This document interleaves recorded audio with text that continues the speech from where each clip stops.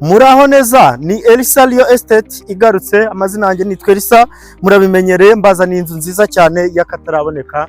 Ni inzu ariko nanone iri muri quartier nziza, kuko ni quartier ya Kibagabaga.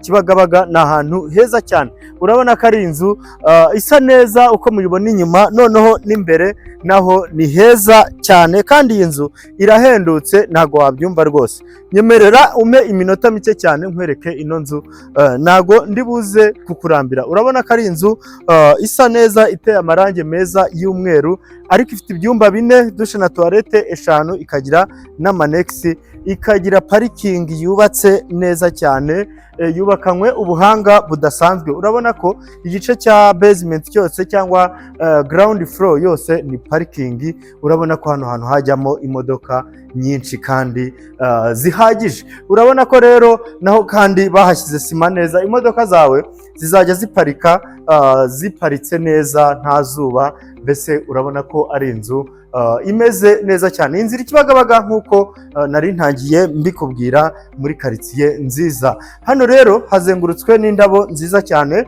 ni jaride igiye izengurutse parking. Urabona ko ari ubudasa. Iyi nzu ni nziza rwose. Tugendeye kuri interior design yayo y'imbere, tukareba inyuma ukuntu igaragara, ni inzu isa neza ukwiriye kuba wagura. Hano tuhafite jaride nziza, urabona yuko ari jaride igiye irimo utu design tw'ibisima, ariko nanone bitanga ubwiza budasanzwe. Reka twihutane kubera ko inzu yacu ni etage.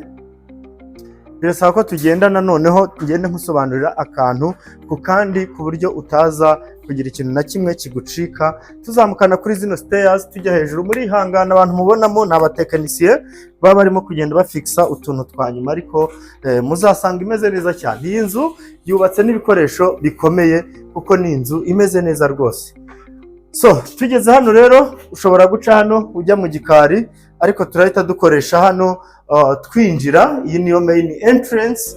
Ushobora kwinjirira hano mu gihe waba ugiye muri salo yacu, cyangwa se utangiye gutambagira muri ya nzu yacu neza. Hagiye hakirimo ibintu bigiye bijagaraye, ariko ni ibintu by'abatekinisiye bari kugenda bafixamo, muranyihanganira. So dufite hano salo nziza nini yisanzuye, amatara meza ya snake lighting. Urabona ko ari salo nini cyane, kandi profile nayo ni gypsum ishushanyije neza cyane. Dufite indi side hano ya salle à manger, ni salle à manger nziza nini kandi nayo iryoshye rwose. Urabona ko yisanzuye, ni ngari kandi irakeye. Dufite ikindi gice rero cyiza hano cya balcony. Za balcony zo mwareberaga inyuma, urabona ko hano zihari rwose, ni hanini. Iyo uhageze nibwo uhita ubona size neza. Urabona ko ari ahantu hanini cyane, aho ushobora kuza ukicara ukaba urelaxinga rwose. Mbese muri make izi balcony ni nka rooftop neza neza. Reka mbabwire, iyi nzu ifite n'igikari. Mbere yuko ntangira kubinjiza mu byumba no mu gikoni, reka tubanze dutembere mu gikari cyayo naho urebe uko hameze.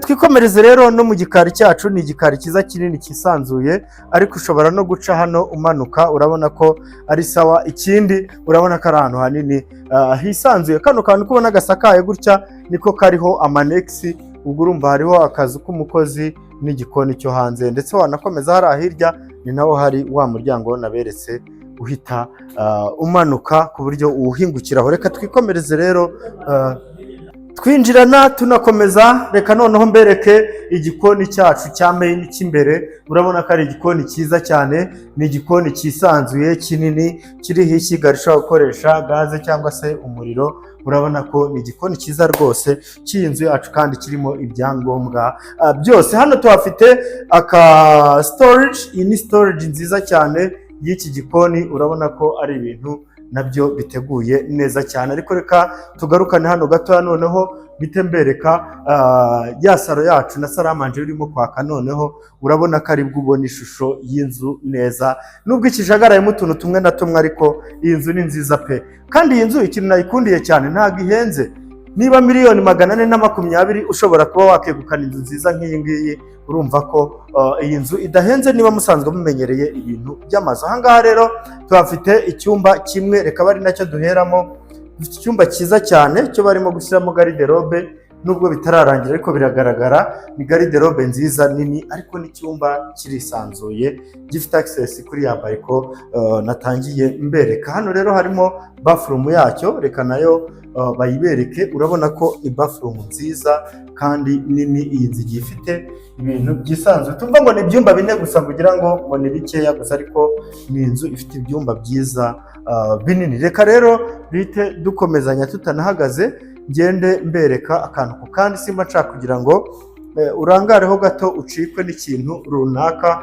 Hano tuhafite, hano ho tugeze tuhafite bathroom, ni toilette y'umushyitsi ashobora kuba yakoresha atagiye mu byumba. Reka tuzamukane muri stairs. Ni stairs nziza nazo zimeze neza rwose. Ngira ngo urabona hejuru amatara meza cyane akoze mu buryo bw'umuco wacu bya kinyarwanda, ariko ni amatara asa neza cyane. Urabona ko ari ibintu bijyanye. Turimo kuzamukana muri stairs zacu. Twikomereze rero tujye no muri iki gice cyo hejuru, aho dusanga ibindi byumba bigera muri 3. Duhera kuri iki cyumba cya hano ngewe ngezemo, urabona ko ari icyumba cyiza kinini, nubwo harimo garderobe mo hagati bitagaragara, ariko baracyarimo gufixa utuntu tumwe na tumwe muri hangana, ariko buri cyumba cyose gifite access kuri ya balcony.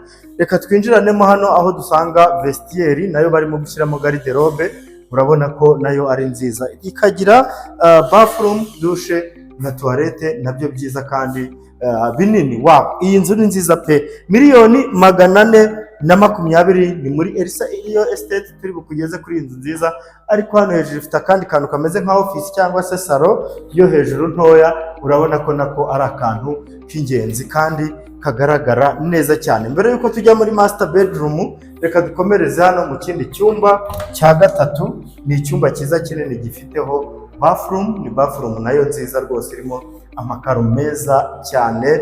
Dukomeza ngira ngo mwayibonye bathroom. Hano hari icyumba noneho nyirizina, ni icyumba cyiza kinini cyisanzuye, kibona ko rwose gisa neza. Mbese ntago iyi nzu wakomplaininga ko ifite ibyumba bitoya. Dukomeza rero, hano turahasanga chambre principale. Ni chambre principale nziza nini. Iyo tukinjira hano dusanganirwa na garderobe nziza.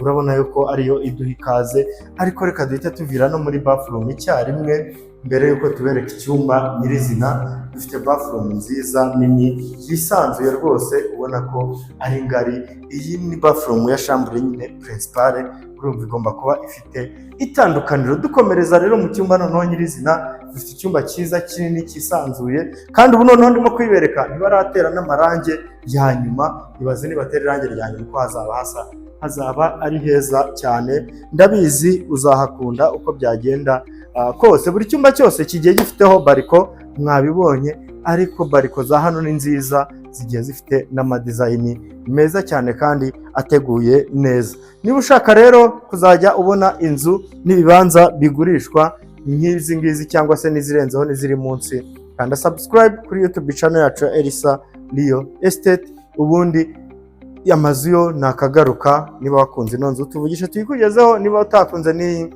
reba kuri channel hari amazu menshi atandukanye, utuvugishe tukugeze kuyo wakunze.